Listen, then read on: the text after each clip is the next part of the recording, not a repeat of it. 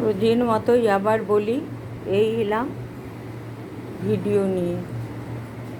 এখানে আছে ভাত, এখানে আছে দুধটাকে দই পাতবো বলে রেখেছি জাল দিয়ে।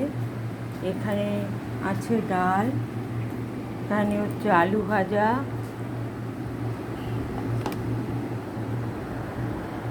এখানে রয়েছে বাঁধাকপির তরকারি, এখানে রয়েছে বড়ার ঝোল, আর এখানে আছে ভেটকি মাছের ঝোল, আর এখানে আছে কাটা পোনা, আর আছে ফুলকপির তরকারি। এগুলো আজকে একটু বেশি বেশি করে রেখেছি, কালকে আমার রান্নার মাসি আসবে না, তাই জন্য আমি দুদিনের একটু মাছ তরকারি করে রাখলাম। যদিও কালকে রান্না কিছু করতেই হবে, ওটা কালকে করে নেব। আর আজ এর থেকে খেয়ে বাকিটা রেখে দেবো কালকের জন্য।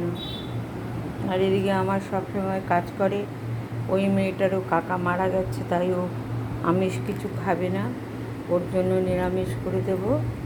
আজকেও দুপুরে বাড়ি গিয়ে খেয়ে আসবে, কাল থেকে এখানেই খাবে। আপনাদের সঙ্গে এগুলো দেখালাম। এই ভেটকি মাছ আগে ভেজে নিয়ে তারপরে জিরে ফোড়ন দিয়ে, আলু দিয়ে, ধনিয়ে জিরে বাটা দিয়ে, লঙ্কা বাটা দিয়ে, আদা বাটা দিয়ে ঝোল করেছি। নুন মিষ্টি দিয়েছি, নামানোর সময় একটু ধনে পাতা দিয়ে দিয়েছি। রুই মাছ ভেজে রেখেছি, আলু পটল ভেজে জিরে ফোড়ন দিয়ে, ধনিয়ে জিরে লঙ্কা আদা টমেটো দিয়ে কষিয়ে ঝোল করেছি, তারপরে মাছগুলো ছেড়ে দিয়েছি। এটা হচ্ছে রুই মাছের ঝোল। আর এখানে হচ্ছে আলু কপি ভেজে জিরে ফোড়ন দিয়ে, তারপরে টমেটো আদা ধনিয়ে জিরে লঙ্কা গুলে দিয়ে ভালো করে কষিয়ে জল দিয়ে ফুটিয়েছি। নামানোর সময় একটু ঘি গরম মশলা নুন মিষ্টি দিয়েছি।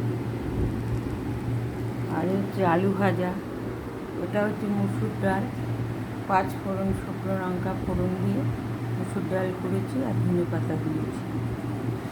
আর এটা হচ্ছে বড়ার ঝোল, বড়া ভেজে রেখেছিলাম, মুসুর ডালের বড়া, আলু কষিয়ে জিরে ফোড়ন দিয়ে আলু কষিয়ে আদা রসুন জিরে বাটা দিয়ে, ধনে বাটা দিয়ে, লঙ্কা বাটা দিয়ে কষিয়ে করে তারপরে গরম মশলা দিয়ে নামিয়ে নিয়েছি। এই হচ্ছে রান্না।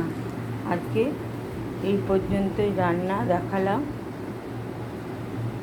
আর যাবার আগে আবার বলে দিই একই কথা বারবার, ভালো লাগলে লাইক কমেন্ট শেয়ার করবেন,